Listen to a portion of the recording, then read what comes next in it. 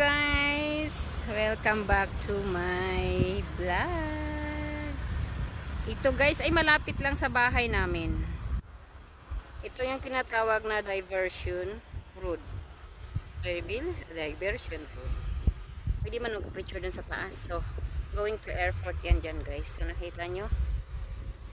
Doon yung banda sa amin. So, nagmotor lang din kami.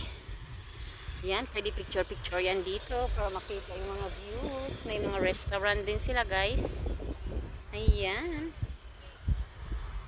Ay, kakatakot oh. Ay, pa-picture ako ng kaban. Picture lang gani. Ay, picture ako ng kaman. Dalin. Mahal, pera mo nga mo na. Ayan oh. Wala mo ng entrance fee nila kaya wala ng tao. Huwag na kaming lumapit dyan.